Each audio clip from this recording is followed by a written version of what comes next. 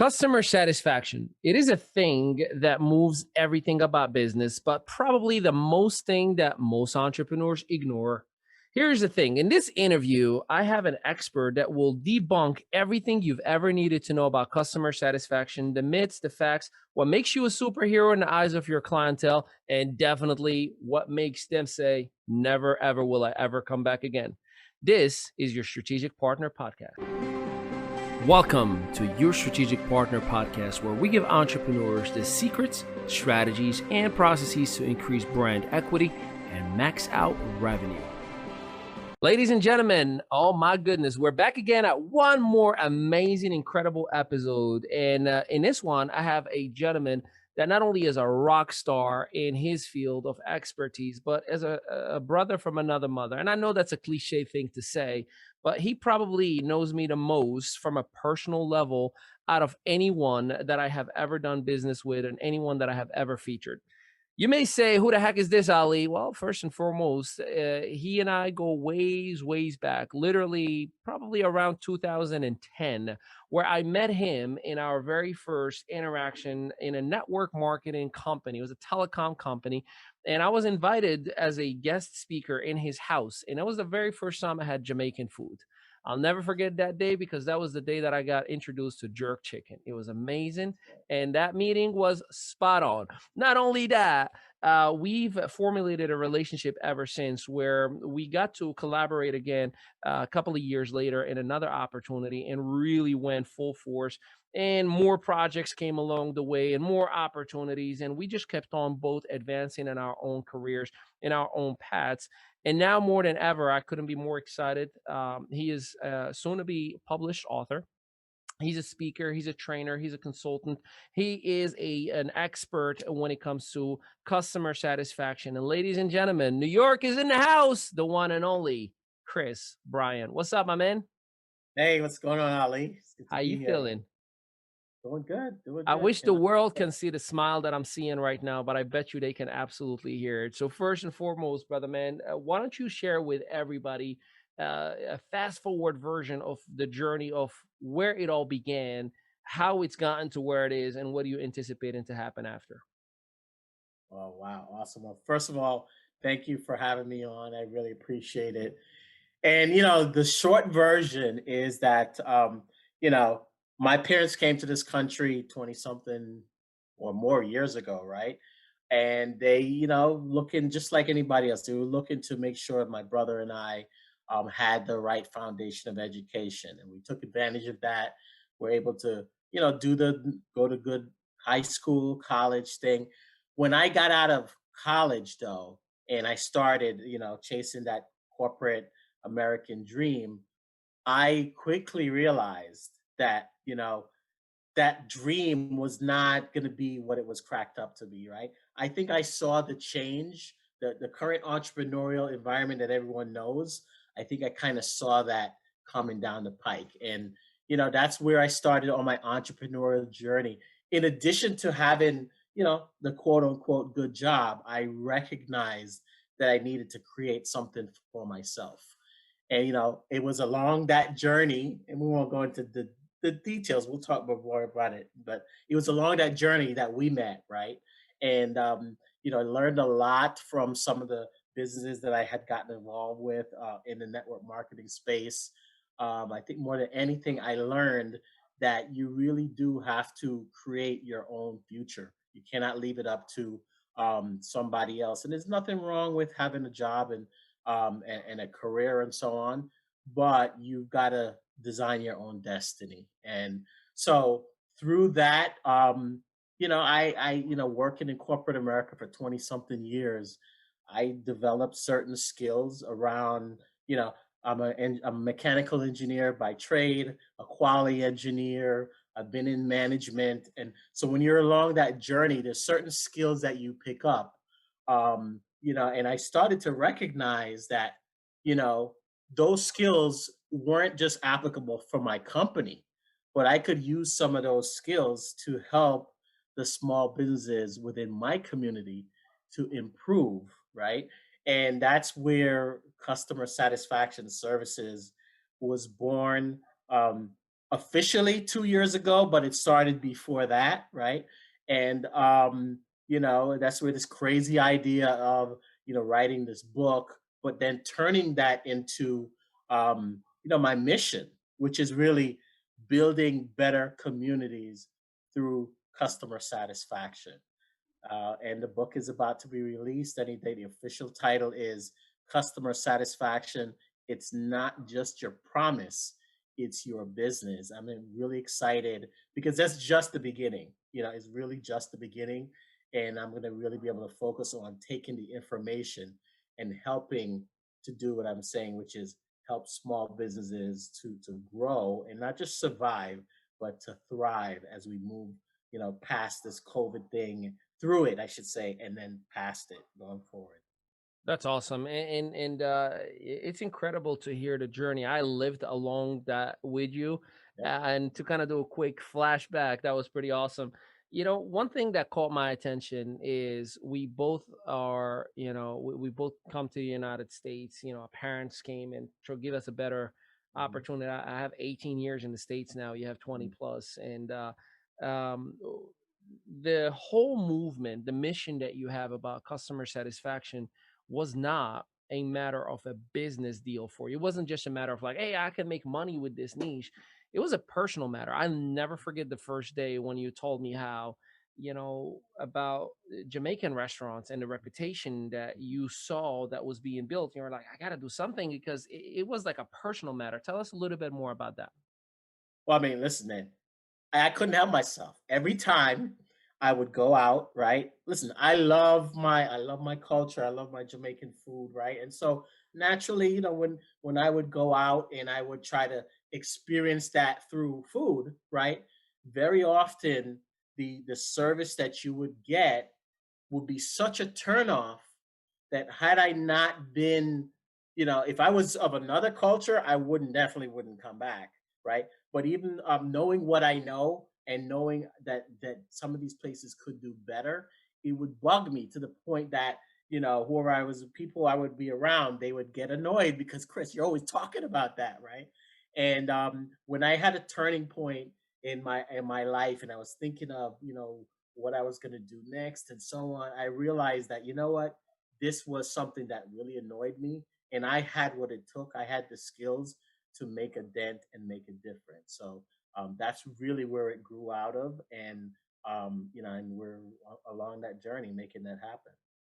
And it's interesting that your what you do by trade for the company that you work for Mhm. had really nothing to do, and at the same time everything to do with customer satisfaction, meaning that Yeah, you were always evaluating to find the best quality possible, which is part yeah, of customer satisfaction. yeah, yeah. Tell us about the two worlds that are parallel yet so far away. You being in, your day grind, Mhm, focusing on making sure that there's the best of the best of the products that the company offers. mhm, And on the other side, you're like, okay, how do I implement this skill set, these eyes, this vision that I have in creating my own dream? Because a lot of entrepreneurs, they are very skilled at their jobs per se, but then they have a hard time transitioning or applying the same skill set to create the same success at a job on a business. How were you able to kind of make both worlds exist with the same skill set? very good. They You know, call but that the a deep question, by the way. I think what it came down to was when I sat down, there was a problem in front of me, right? This issue, but having the thought process when in my training, right, in my over the last 25 whatever years, being when you're an engineer, you start to learn to think in a certain way, right? How do you fix a problem? How do you diagnose what the issue is? How do you get to the root cause? And so, as I started to write this book, and really more than the book, develop the process for my business, I realized that the approach that I was using was really from that engineering mindset approach, right? So what ended up happening, I didn't realize I was doing it, but it was basically it's in me, right? So it became natural to me that okay, this is my goal, this is the problem I'm trying to solve. Well, how do you get to the end goal of the problem? Well, you start with the beginning. and the same skills of process mapping, of identifying a root cause. These are things that if you're working a technical field or engineer that you're used to. And it just came out of me that it's just that the problem that I was trying to solve was a personal thing now. It's something that touched me. And but the same approach, one of the things I say, and I talk about it in my book and every chance I get to talk, is you need to build transferable skills with whatever we do, right? So even a lot of the ventures that we were involved in, some of those companies, you know um, I didn't know it at the time, right? But some of those skills that we developed, whether it's marketing or sales or the engineering mindset, you definitely want to, whatever you're doing, make sure that what you're getting out of it, more than just a paycheck, you're getting some skills along the way that, regardless of what happens in the future, no one can take those skills from you, because you know them, you learn them, and you can take that with you to whether it's your next job or whether you're going to start a new business or whatever. But I think that's a key thing, in terms of the link between the two, was those transferable skills that I developed them, right, and I was able to take them and take it on into this new venture that I'm doing right now. Spot on. Ladies and gentlemen, stick with us. We'll be right back after this quick break, and we're going to dig a little bit deeper on some of the elements that Chris has learned from MLM or has learned not to do from MLM. We'll be right back. Hey, Ali Midawi here, the author of The Lion Network Marketer.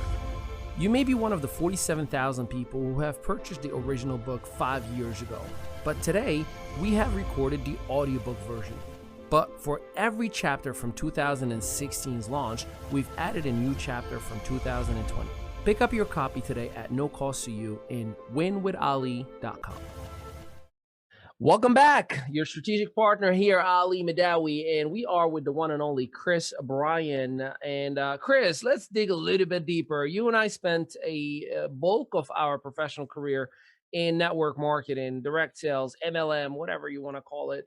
And one thing that I know for a fact that most people that come into network marketing, no offense, but that's just the culture, is the commission breath. I just got to do it for the commission. If you quit a month later, well, at least I got my volume. What have you learned from the different companies that we've been Mm, with? And sometimes some companies had horrible customer service. I mean, we call ourselves support, and they're mhm. like, I can't believe they talk to me like this. What are they telling my customers? So share with me some of the things that might have impacted the path that you are in directly from network marketing. Wow.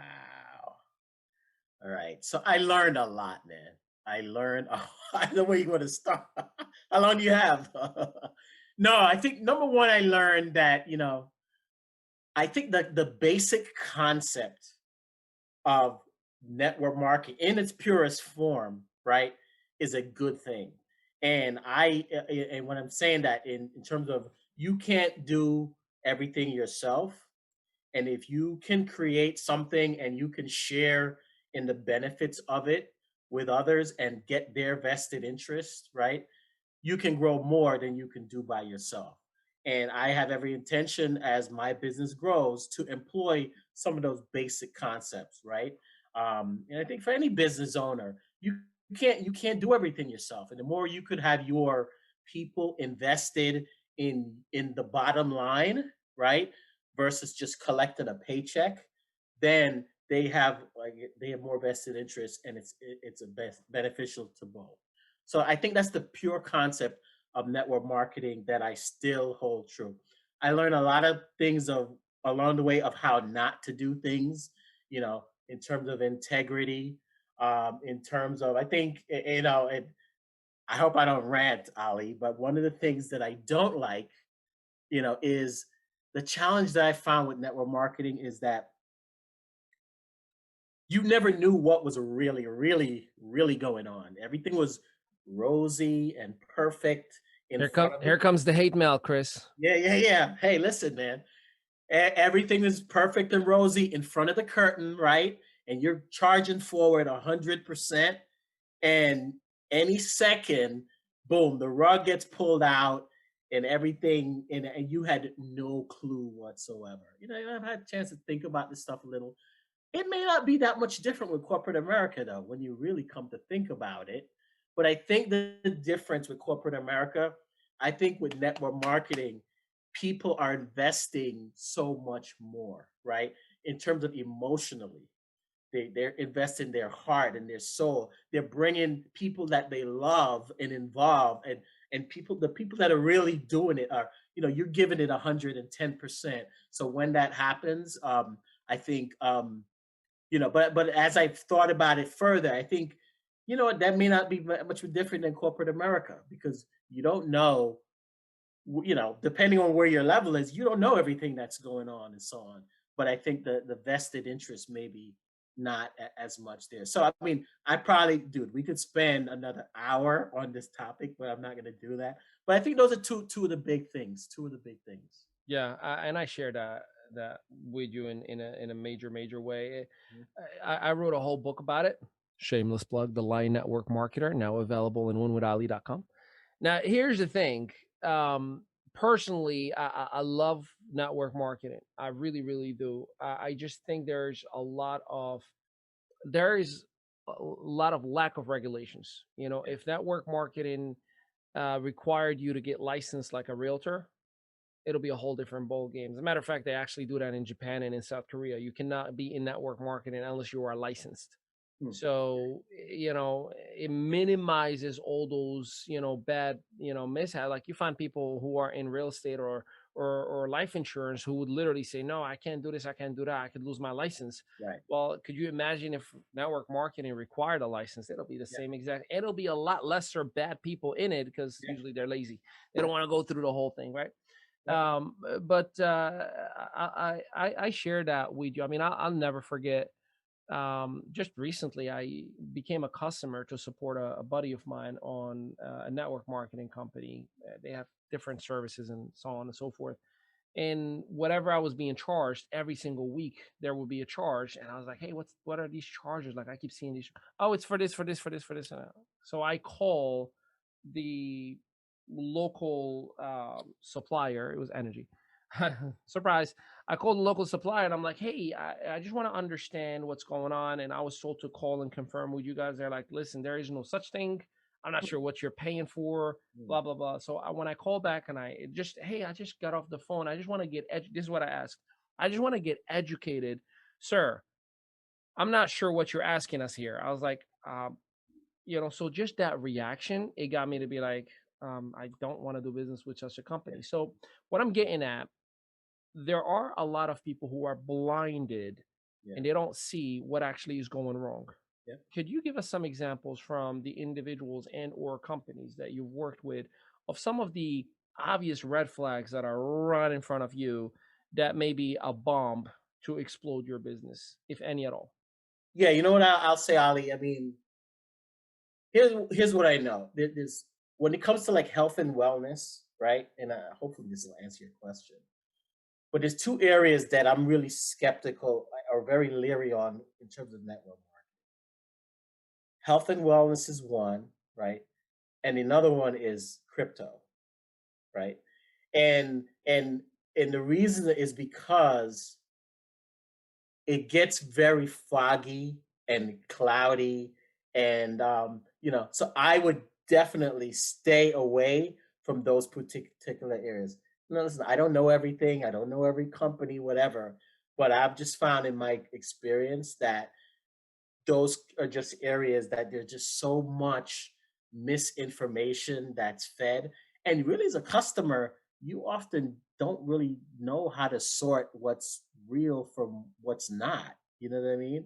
So, hopefully that answers the question. But No, it does. How about a mom and pop, like a restaurant or just a local store? If I'm a business owner, what are some of the things that you would advise me to pay attention to in terms of customer satisfaction right off the bat? yeah. So, you know, it's very basic stuff, man. What I say is, if you just stop, take your owner hat off, right? and just step back and just observe what's going on, and even walk through your business from the customer's perspective, right? And you could actually see the customer experience, actually take that journey, whether it's physically, if it's in a retail situation, or if you're online, but actually do the action of walking through the business from the customer's perspective. And then when you do that and you bring your employees into it also, right, you will get and understand what all of the problems that your business is gonna have, that all every single problem that your customer is gonna face, you'll be able to identify them up front. And the good thing about that, once you've identified them, now you can actually solve them in advance, right? So imagine having a business where you have no issues. And it's not that you don't have issues, but you've identified those issues, potential issues, in advance, and fix them in advance, so that basically you'll eliminate the majority of the issues that your customers are going to come across. Even something as simple as reading your reviews. You know, people people take the time, they complain, right, about something. Now, you could either do 2 things. Some people get mad, they get angry at the customer for making a complaint, right? And I'm not saying they're always 100% accurate. Sometimes they embellish and even if they lie, whatever, but there's a reason why the person took the time to do that. Why don't you get the most that you can out of that? Dig into that complaint, find out what the issue was. I say it's like free research and development. They're telling you, if you fix this, if you do this, I'll buy, I'm willing to come back and spend money based on you addressing these issues. So I think that's one of the big ones, is even just something as basic as complaints. They call that money on the bag. Yeah. I totally agree with you. There's no better feedback than an actual angry customer's Mhm. feedback, because you're right. You know how much you have to like really get me going in order for me to take the time out of my life and look up your website and Right. look at Yelp and go and be like, oh, I'm gonna write it. Wait, I misspelled that one. Go back a little and fix it and make sure it is grammatically correct, just so that the world Yeah. that review probably gonna be forgotten about by tomorrow Yeah. has to hear me out. Yeah. That means that that person got to the edge, that they weren't heard, they weren't listened to, they weren't adhered to. So yeah, you're spot on. Hey, we're gonna get a little bit more personal about your upcoming after this break, and who Chris Bryan was as a Great. youngster, because your past usually identifies your future in some ways, at least. Yeah. So stick around. We'll be right back. Hi, my name is Ali Midawi, and I have spoken over 500 conferences in 3 languages, including TEDx and many Fortune 100 companies, sold books in 7 countries, and I focus on helping struggling entrepreneurs to leverage social media and the digital space to create brand equity and revenue. Visit me today at winwithali.com and let me show you how we can grow your financial bottom line and help you expand with momentum. Hey, your strategic partner podcast, Ali Madawi with Chris Bryan. So, Chris, you and I go. We could say we go way back. Absolutely. We hung out together. We had drinks together. We broke bread together. We got frustrated together. We had companies that shut down on us together. And I'm comfortable to say that I know you enough to know who you are. Mhm. Where'd you go to high school? I went to high school, Brooklyn Tech High School in Brooklyn, Brooklyn, New and York. was it the cool boy Chris Bryan or the quiet boy Chris Bryan? No, you see, so I went to Brooklyn Tech, but I lived in the Bronx. So Brooklyn Tech, for those, is, and just not to brag, but Brooklyn Tech is one of the specialized high schools in New York, right? You got to take a test to get into. So that's the reason why I would travel all the way from the Bronx to go to Brooklyn Tech. So because I had to do an hour and a half train ride each way every day. So I didn't hang out after high school. I mean, I'll tell you a little secret. I didn't even go to my high school prom. You know what I'm saying? But it was because it was the school was about just going to school and making it home, you know, and I would hang out at home and have friends primarily at home. but it was man, it's just surviving, man, getting to school and getting back to the Bronx. What I know for myself, Mhm. growing up in I wouldn't say conservative, but an old school family Yeah, mindset. I would take it you had old school minded parents. Tell me a little bit about that and transitioning into this, American society, growing young man versus, hey, this is not how we do things. Talk to me about those dynamics, and especially how it impacted you to become who you are today. yeah, it's a good point. Yeah, I mean, my parents were, very, traditional. They stress hard work and education. And I learned different things from both my father and my mother. I think my father really impacted the entrepreneurial spirit that I have really came from my father, right? He would stress education, and he would stress also, but in coming to the US, see, my father, he had gotten, he'd come to the United States before we moved here. He got his master's degree, then they moved back to Jamaica, right? So they were doing okay, but when they decided to come to the United States, they started over from zero. So whatever careers they had and whatever degrees or whatever they had in Jamaica, they started over. And my father, who was more of an analytical science background, whatever, he went into sales. So he sold insurance for, I don't remember how many, 30 something years here in the US. So I got to see, so everything in terms of planning, in terms of sales and prospecting and that type of stuff, um, was really driven from my father's side. And so I think, for me, seeing that, I got an affinity and I got a taste of what it means that if you know, what a someone having a client and servicing the clients and going to see clients, and that type of thing, I really got from my father's side. I think the the caring and the stuff like that really came from my mother. But being Jamaican, it was definitely all about hard work, hard work. That's awesome. You mentioned starting from 0. You Mhm. and I have had to do that a couple of times in our Oh yeah, lives. yep, yep, Talk to me about that mindset because it requires a specific amount of resilience. I mean, at yes, times you feel that knot on your throat. You want to cry, you want to scream, you want to, yeah, look up to the sky and say, "Why me?" Many times. yeah, yeah. Talk to us about that mindset. And the reason I ask, and I know entrepreneurs are always on a lonely path. It's Mhm. just the way it is. And we have to have a lot of resilience. Where you generate yours from? Mm. I think at the end of the day, you gotta go back to, this is not to be corny, but your why. I'm not doing it for this person. I'm not doing it for this upline. I'm doing this for me. And I would get mad, like, you know what? You're not gonna stop me.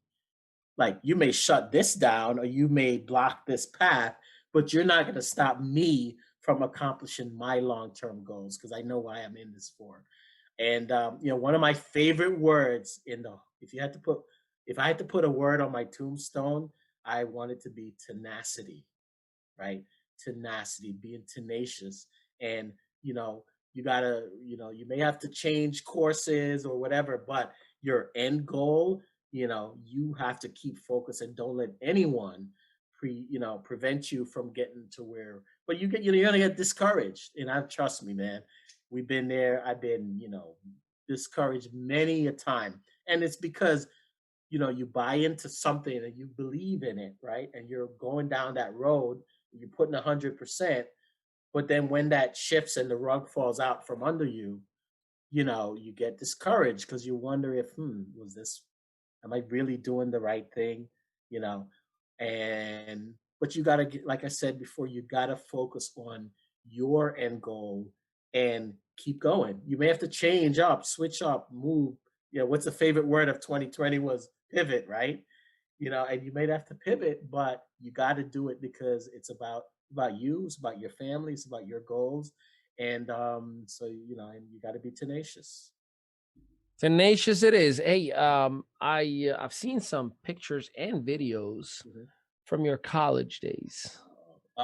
Back in the days where, Uh-oh. you still brushing the hair Mhm. and dancing with your Yep, fraternity. I yep, mean, I need you to tell me a little bit about that experience. I've never been part of a fraternity, yeah, but, what does that mean to you yeah. still till this day? Because clearly you still have a bond with that organization, and how did that made you, again, part of who you are today?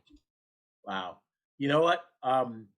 Me joining my fraternity and was actually one of those, in your life you have like pivotal things. Um, it was one of those for me because it took a lot of dedication to actually, and this is back in the day a while ago. So at that time, it took a lot of dedication. I leave it at dedication. It took a lot of to make it through, and it was one of the things that I had to commit to the most in order to achieve what I wanted to. So that was like one of the early in my life, one of the things that I had to put the most towards to get what I wanted.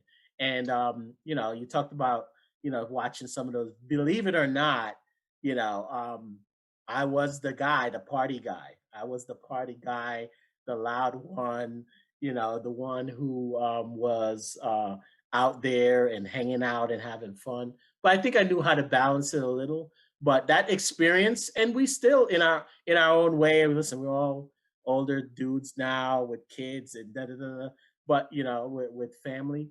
But we managed to, yeah, we definitely managed to maintain those friendships and that bond. And it's different, but it doesn't just come naturally either. With any relation, like with any relationship, you got to work on it. You got to reach out. You got to, we've gone through this, right? Where you and I, where we haven't spoken in a couple months or whatever, but we catch back up and it's right there. But you got to make the effort because it's very easy to naturally, for things or people or friends or whatever, to grow distant and grow apart. But you got to make the effort to maintain that. So we've seen that, and it's so funny that even during this pandemic, um, one of the highlights of 2020 was in my fraternity brothers and I. We've been meeting we started to do it every single Sunday from the pandemic hit. We would jump on a Zoom call, and we've gotten some made some great accomplishments out of it in terms of doing things related to things that we can affect change. It started out just connecting and catching back up, but we use that time to what can we do to solve some of the issues around social change and things that you see happening out there. So that was a key part of my growing, my college and younger experience was that, and been able to maintain it somewhat as the years have gone on. Right on.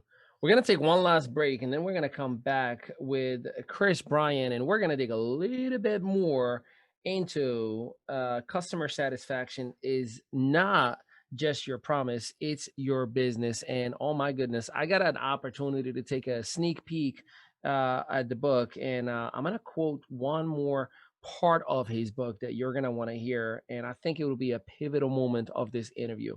We'll be right back. Are you a hopeful or struggling entrepreneur? We'd like to introduce you to YEP, an entrepreneurial community that has expanded over 6 continents and helped over 5,000 individuals.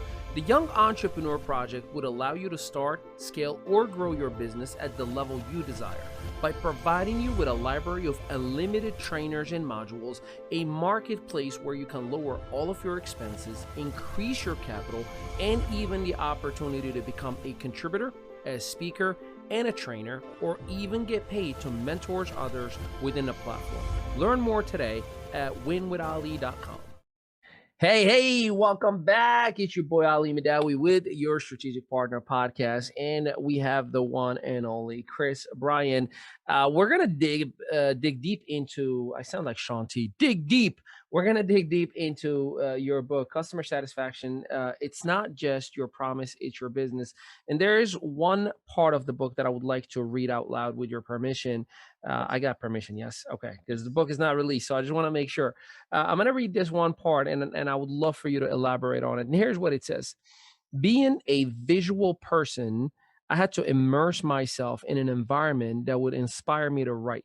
I became familiar with almost every Starbucks across Long Island, New York, as I would often write and develop my business as I sipped on some iced green tea or a hot medicine ball. Being in that environment inspired me to research and identify the various systems that needed to be in place for someone who wanted to make a claim of being able to guarantee the satisfaction of their customers.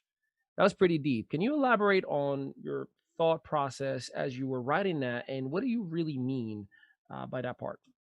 Yeah. So, and that's so very true that, I really needed to put myself, I want to really be able to make that claim of guaranteeing customer satisfaction. And I get into, I won't say arguments, but discussions often with people who challenge me on that. But I wanted to make sure that, you know, I really understood that every single issue, and I mentioned this a little before, but every single issue, every single challenge that a customer has when it comes to your business, that you can solve it, fix it, and have every customer walk out the door willing to refer business, right? And so coming back to your quote, I kind of had to put myself in the environment and just kind of and my book is not only about restaurants, right? But I think that was the starting point. Um, you know, to kind of get my mind working and flowing. But what I think is that if as a business owner, you really go in with the intention of, listen, man, every customer that walks out my door, I want them to come back, number one, right? And I want them to refer business. Imagine if you were able to do that, right? In terms of revenue, right? Your need for advertising would be so much less, right? And the value that that customer is going to bring, the lifetime customer value, I think they said it's about 20 times of the original purchase, is about 20 times if you keep that customer referring over the long term. So for me, it really comes down to that business owner finding out, identifying what those issues are going to be, right? And putting in place the solutions in advance, either to not have those problems ever happen, or when they do happen, and this is the second half of when I say guarantee, is because this is the real world, right? You're not gonna nothing's gonna be perfect and sunshine and rainbows. But if you know that, you know what, if you put something in place and you empower your employees to know, hey, listen, if when such and such happens and the customer is not happy, here's what you have the leeway to do. And you empower them and you train them so that they can offer, oh, sorry, sir, but here's a 10% gift card, or the next time you come back, we'll comp your meal, or whatever it is, and whatever's right for your business, right? But when you've done that already and you have that available and in place, you don't have to be there every single day. You know that you have employees that they know what to do. They're empowered to do it. They're trained. They're going to execute in the manner that you're going to be satisfactory with. But again, really, the bottom line for me is being able to say that I can guarantee my customers being satisfied, but it not just being an empty promise, that there's something behind it that actionable, right? That you can actually do. So that was what was in my mind when I was writing that, and I definitely had to put myself in that environment to bring some of that out.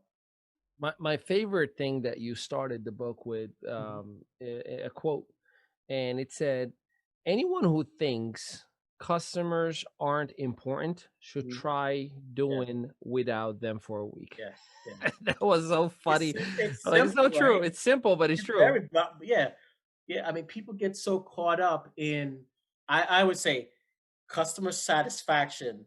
It's, it's common sense, right? But it's not always common practice. And what annoys me, and this you talked about before the tie-in with what I do, what I did, corporate America, it's the same with quality. Everyone wants, make these claims. Oh yeah, we have 100% quality guaranteed. Or we love our customers, or all these cliches, right? These things, but they're very often they're just empty sayings that everyone says. No one will ever say, "Oh, I don't love my customers," or "My customers aren't important to me." Yeah, but it's not about what you're saying. It's about what are you doing and what actions are you taking, and behind the scenes, in front of the scenes, behind the scenes, to make those claims. So and this funny thing, it says quote unknown. I don't even remember where that came from. I really cannot even tell you where I got that from, but it's a very profound statement. I thought it was a good way to start Yeah. it. No, it definitely did. Yep. I know this book is just the very first one of many. Yes. Yes. It may be premature, it may be early, but I do have to ask: Mhm. are you thinking legacy? Like when you think what your legacy is going to look like, Mhm. what is that like? Is that something that you think about, or too early? Yeah. No, it's not too early. I mean, I think about it. Listen, man.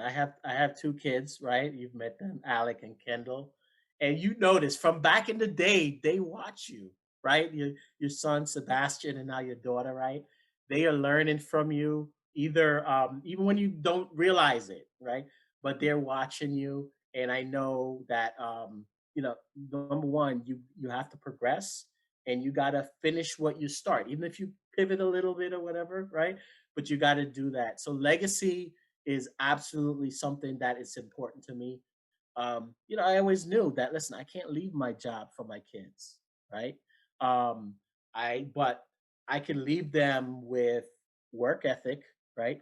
I can leave them with certain ways of thinking about the world. Um, and listen, money comes and goes. I mean, back in the day, I would probably said, "Oh yeah, you could leave them with money," and yeah, that's listen. Let's not be silly and not think money is important, because it is.